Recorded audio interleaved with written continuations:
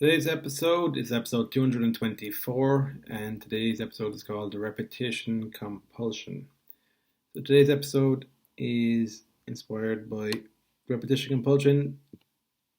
This was a term coined by Sigmund Freud, and it describes the human tendency to repeat patterns. The patterns exist outside of our conscious awareness and can leave us feeling confused by our own behavior, like we are at war with ourselves.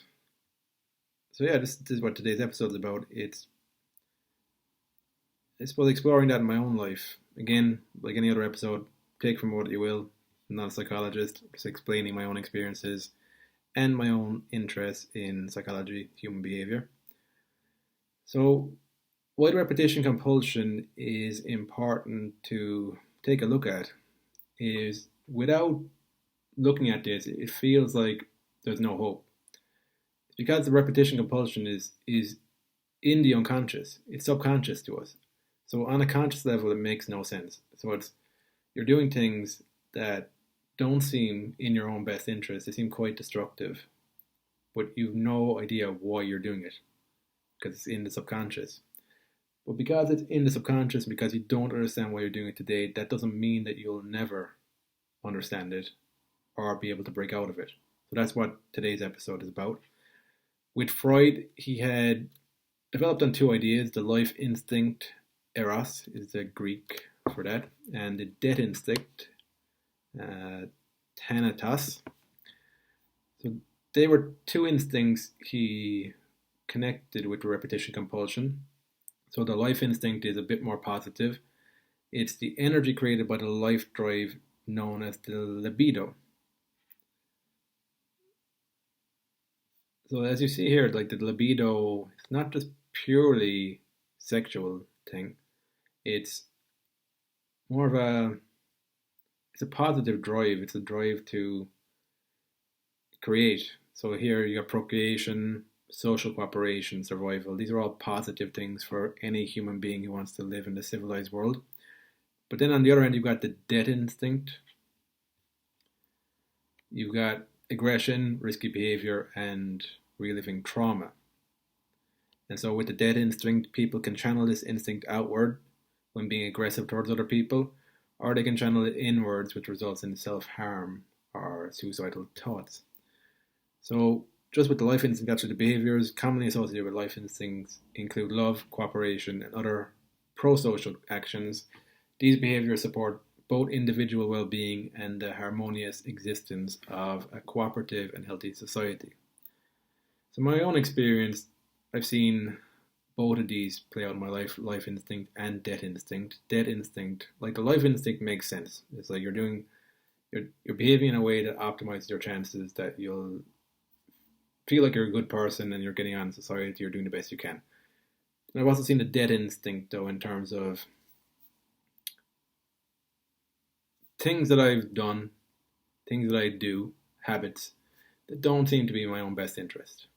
And the problem is too that sometimes you're living in a society that primes you towards acting out things that are more in this category of death instinct in terms of behaviors that obviously aren't in your best interest. Drink, for example here, a drink culture, an unhealthy drink culture where people drink to get drunk, on the surface, obviously, is not a good thing for anyone. You're actively promoting something harmful mentally, physically to people.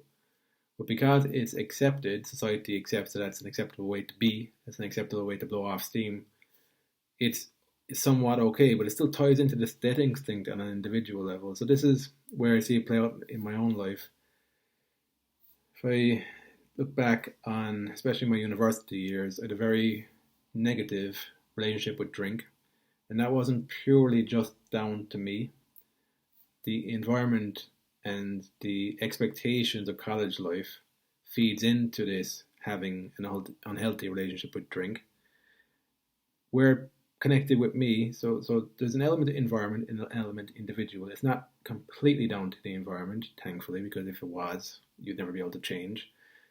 On an individual level, so later on in life, I don't know whether I never fully looked at my relationship with drink. It kind of has organically gotten better as the years have gone by.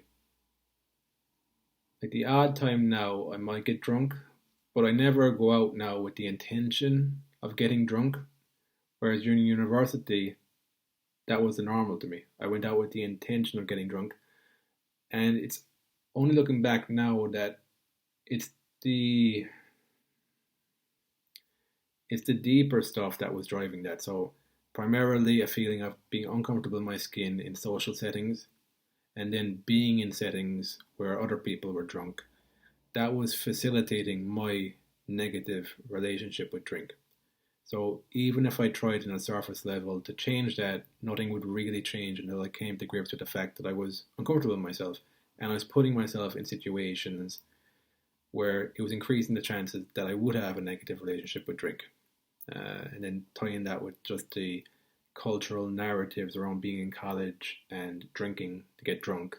And it's a cocktail for having a negative relationship with drink. So on a substance level, I didn't really even like the taste of drink. I never liked the hangovers the next day. So it wasn't related to that. So if I tried to cut down, if I approached it purely from a symptom level and tried to cut down on drink, that I would go, oh, if I go out now, I'm just going to have 3 pints. If I went out with people who weren't having 3 or 4 pints, it's not going to work for me because I'm still uncomfortable in my skin and I'm still putting myself in situations where other people are getting drunk. So it's not going to change anything. It's not going to move the needle at all. So these things are subconscious. Because at that time, I was possibly so in denial of how things were. It's probably a combination of being in denial and not knowing any different. So it wasn't like I had another experience of college life where I could say like, oh, you don't actually have to drink to get drunk to have a good time. And plenty of other people, examples of people who aren't really drinking and still seem to have a great time. I didn't have. It's not like I'm living in the what's the name for it? It's not like I have the option of parallel universes where I can play out different simulations and pick the best one. You've just got one, and that ties into the familiarity with repetition compulsion, which I think is my first point, which is ask yourself what's normal to you. So that was my experience at college. Like that's what I thought normal life in college is, and it probably is for many people, especially in Ireland, where there. I think the drinking culture it's still there, but it's probably not as bad as it was when I was going through college. So possibly was the experience for quite a number of people. I think you have to be a very strong character not to have been immersed in that culture at that time. So what's normal to you? This is an important question to ask yourself and to reflect on and to take seriously when it comes to repetition compulsion, because there's a good deal of this that's just familiar. You're recreating what's familiar to you. So let's tie it back again to the college experience. So what helped me was that it was 4 years of doing that, and then I left college and I went to France. And you're in a different environment. So when I was in France, I didn't drink much at all. Yeah, I didn't drink much at all, really. And that was possibly the first time in 4 or 5 years where I had an extended period where I didn't really drink. So it was a different environment. So automatically I'm kind of taking myself out of it. But that's what I went through a number of different things after that. So I never really consciously worked on the drinking thing, but it's kind of a symptom of the deeper work I had done after college. But if you didn't do any type of deeper reflection or analysis in your life, there's a good chance that your environment will change. So you finish the college years, moving on into the workforce. There's a good chance you'll just recreate the experience you had in college. So you'll naturally find people who also have an unhealthy relationship with drink, and you'll just recreate the same pattern again. That's the repetition compulsion. And that's the familiarity part, is that you've bought into that this is normal life, this is real life, this is how people socialize, this is the only reality. If I don't engage in it, then I'm going to be left alone. So this is the thing I see in my life. It might not necessarily been around drink, but it's been around other things, where it's you see one reality, you don't know any other reality, so it's you have to choose between continuing to engage in that reality or being ostracized from it, feeling disconnected from it, feeling alone. I don't know if there is a way out of that. I think you'll possibly have to choose one or the other. I feel like I've had to choose isolation in order to move forward, because I think the isolation part, so you disconnect from an environment you're familiar with that is actually doing you damage mentally, physically, and emotionally. And there's a period where you're kind of isolated from things, but that's the you're developing your own kind of inner strength and character again, because the from what I can see, the truth of the matter is that there's many types of environment, many types of people, and because you've been immersed in an environment that you've kind of woken up that this isn't healthy for me anymore, you haven't the experience of another environment, so it's going to take time for you to actually understand some of your values, some of like it's going to take time to develop your character, and then naturally over time again you'll gradually find people who can relate to that character, and you'll start to form more genuine and authentic relationships. But that takes time, and it takes a bit of strength of character to you're going against the grain of what you know. So that's what's normal to you. So it's important to get clear on what's normal to you, because that's how you'll see both the negatives and the positives to where you're currently at. So I would have never actually like asked that question and written it out. It's only in hindsight that I realized that that's a good question to get clear on. So it might actually save you time. I'm only realizing that in recent months that that would have been a useful question for me to ask myself. Basically, because I see like that does influence massively your perception of what's possible for your life. But then the next point, homeostasis. So I was listening recently to Ready to Be Real podcast episode with Richard Hogan. Sheila Shoga is the host. I recommend giving this episode a listen. He talks about family dynamics, and when you're working on yourself, you will naturally start to break out from the role you usually occupied, and that can be challenging. That can be challenging to. I suppose there's a lot of things to kind of process around that, and but the homeostasis part is that eventually, if you stick at it, a new homeostasis will be reached again. So that homeostasis is not completely within your hands. It's like the system itself will need to readjust to how you are now. And maybe sometimes the system will need to reject you, and somebody else will take on the role that you used to occupy.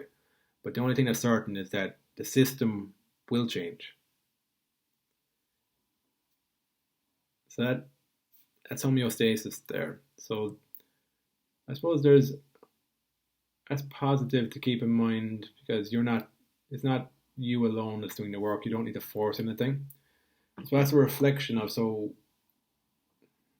when I started off like looking at this stuff, I would have thought, what is it, that Gandhi thing of to change the world, you need to change yourself.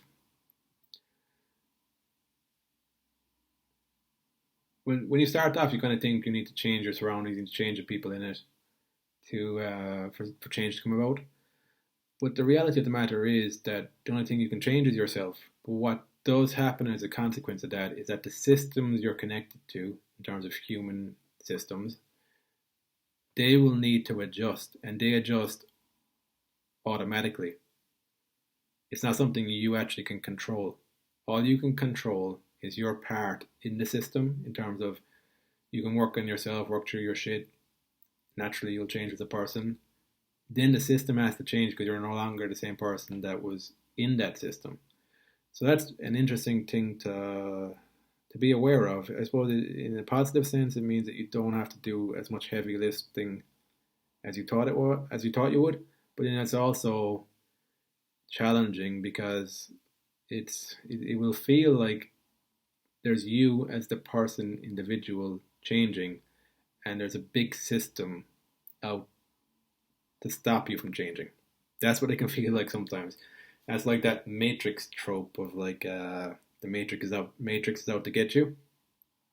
In reality, it's a bit more nuanced than that. It's like there is a matrix in terms of there's human systems there, but they're not like actively out to get you, even though it might feel like that. What's actually happening, from what I can see, is that the system will readjust. Sometimes you'll get pushback from the system trying to put you back in your box, back in your place, and that can feel like the matrix being out to get you. But it's not you individually. It's just that's how the system operates. It does that to anyone that will want to change in some way. That's just how things are. So at least when you have that perspective, you tend to like see that it's neutral in terms of if anybody tries to change, there's a readjustment to the whole entire system, and that can bring up a lot of different things. So the next point here, change your relationship with pain. This can be helpful with the previous point, actually. So a big thing for me has been working on my relationship with pain and anger. It's learning to see it as information. Learning to perceive anger as just like any other emotion, like happiness, sadness. It's letting it in. Letting it in, like it's there for a reason. I think I think some of the misperceptions I had was that feeling anger made you a bad person. Like it's very naive understanding of the emotion. From what I can see, I wouldn't think, like I'm not a proponent of feeling anger and doing whatever you want with it, lashing out at people. I'm more a proponent of letting in the anger to the extent that you no longer feel like you're resisting it. So I think like with feelings like anger or any feeling that you're repressing because you some sort of, for me it was like a moral thing. It was like good people don't get angry, bad people get angry. So that's a very childish morality I had around the feeling of anger that I've been working on over the years. But it's not using anger then just to lash out. It's having a more nuanced understanding of the anger. Like the anger, it's looking at the positives to anger. Anger, I feel, is needed, or the potential to have anger in you is needed to have boundaries with people who just won't respect you. They won't respect you unless there's that element of not being someone who can be messed with. Because there's a naivety. So I've gradually, as I've been letting in more of these feelings, I've seen how naive and how susceptible I've been in the past to people who are maybe a bit more, they have a bit less empathy. People who are maybe a bit more sociopathic, or they just look at the world emotionless. I was reading a book about that actually, The Confessions of a Sociopath. I'd recommend giving that a read, but give it a read with an open mind as much as possible. I could see some overlaps between how the sociopath thinks and how I think. Potentially I'm a sociopath. But I don't think so really, to be honest. But the main difference I saw there was in terms of human relationships. The sociopath, from what I can see, sees other people as people to be manipulated. Tools, pieces on a chessboard, pawns. Whereas I'm more from the belief that human relationships, like having authentic relationships in your life, especially with yourself and then with other people, from that's what makes a rich experience of life. And for me, without that, life will feel hollow. So that's kind of the main difference I saw. But that was an interesting read because it was an anonymous person who wrote the book because there's such a stigma around being a sociopath, and I can see why there is, because they can cause so much destruction. But then also empaths, I'd be more of an empath. Empaths can cause destruction too if you're too one-sided. That's why I try and let in more the feelings are in the shadow side to me, like anger and things like that.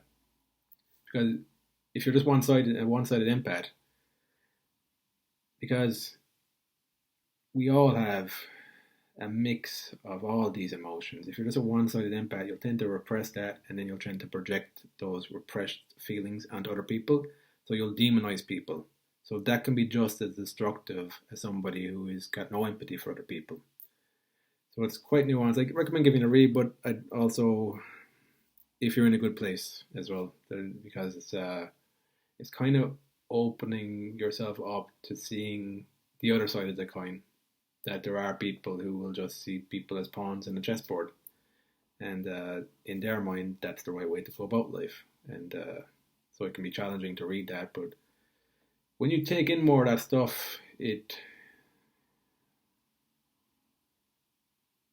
takes away some childlike naivety. It makes you a stronger person. You're less naive, less vulnerable. The vulnerable thing, I used to think that. So there was a period in my life where I felt like vulnerability, it was a weakness, but that was primarily down to the environments I was in, where it was a weakness. People will poke at you. If you show vulnerability, if you show sincerity, they can poke at you. You're vulnerable. If you show sincerity, if you show who you are, you're vulnerable to somebody inflicting emotional pain on you in terms of rejecting you or making fun of you. That's just the reality of things. So I'd grown to think that vulnerability was weakness. Then as I've been doing the personal development work, I realized that if I become more vulnerable, I will have a better sense of who I am. I'll also see other people as they are, so I'm less blinded actually. So that's where the strength comes in. But then I thought that other people, once they experience vulnerability, they will recognize that they were wrong and it was a strength. But over the years now I've come to terms with now I think some people just see vulnerability as a weakness to exploit and they're not changing their mind on that. So books like that, about the Confessions of a Sociopath, have helped me to realize that not everybody is like me, and as well for me to be cautious about my own vulnerability. So on this podcast, the whole point of this podcast is to be some way vulnerable, to some way show my real feelings and thoughts. But I suppose it kind of helps that like I have a lot of feelings and thoughts, and like introducing elements of like where I can feel more my anger and when I can feel more of these darker feelings, it knocks away a certain amount of naivety. I don't think I'm that predictable. That's possibly why I share so much stuff on here. But at the same time, I'm always trying to find a balance between explicit and implicit. I think some things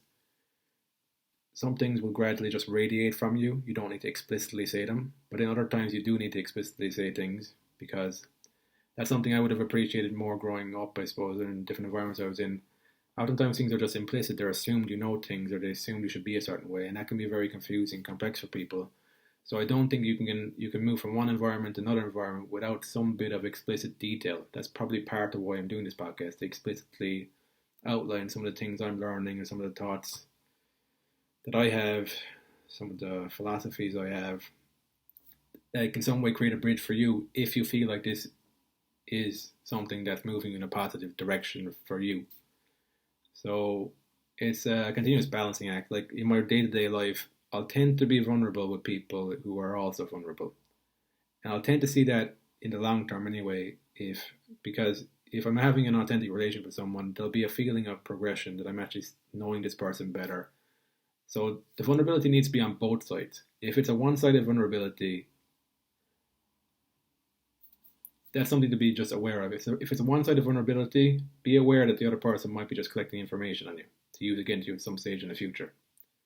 But if you get a sense that they're sharing stuff with you as well, and there's a trust there that both of you won't go out and breach that or try and hurt the other person, then that for me is more of an authentic thing. And thankfully I have some of these in my life, but I've also had the experience where it felt like, I don't know what this is. It feels more like an information gathering thing more than like a friendship that's developing here. So that's something to be aware of. Vulnerability is both a strength, it's a very powerful strength, but it's also a weakness in the wrong hands. So just be aware of that. Something that I only learned in recent years, and it's an important lesson, something I probably need to continuously learn. And in the last part here, just a final point. So not all repetitions are bad. So this is just in terms of routines. I wouldn't want to live in a world where everything's unfamiliar. There's nothing that I can rely on or depend on. I suppose the nuanced thing here again is with human relationships. is trying to find that balance where you've people in your life where it feels like there's a stability there, there's dependability there, but there's also space for the person to grow. That you don't need them to be a certain way. And actually, one thing I was listening to this week, the Deli Alley interview, which was an eye-opening interview. It was a very vulnerable interview for him to give, especially in a world of football where you're faced with crowds that can just chant abuse at you at any bit of weakness. So there was massive strength for him to have an interview where he was very vulnerable in that type of environment. So for me, that signaled quite a shift, to be honest, because it seemed quite honest from what I could see.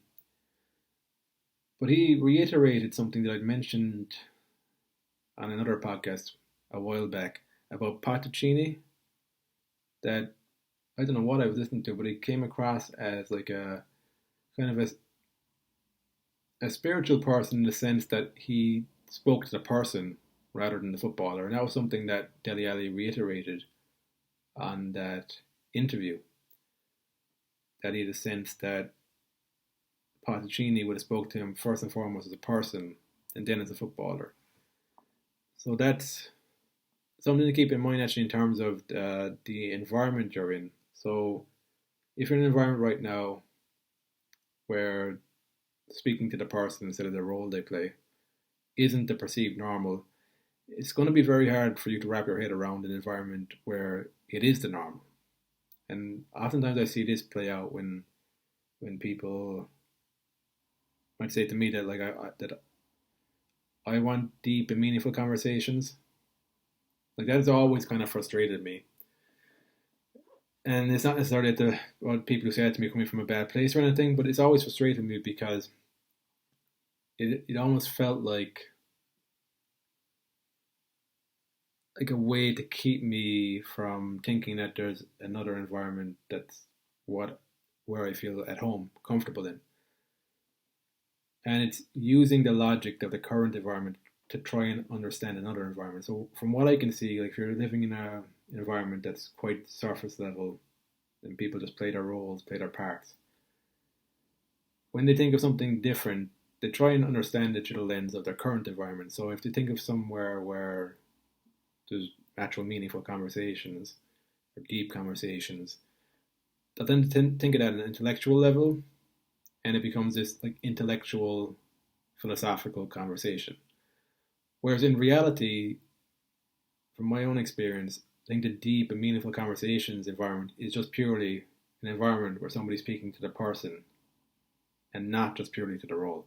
It's a combination of the two. So, like for a football manager there like Potticini, he also needs to be able to be a football manager. He needs to know what he's doing. He needs to be competent.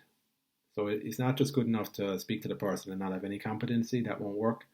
You need to have the skill set and the knowledge that you're speaking to a person to get the best out of them. That's from what I can see. I don't have that much experience myself in terms of that, bits and pieces here and there.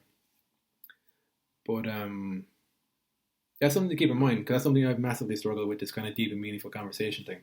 It's purely an environment. So my aim is to create an environment where people get a sense that I'm speaking to the person instead of the role they occupy, or that I can at least tell the difference between their role and the person, because sometimes the lines get blurred, and I don't know whether it's just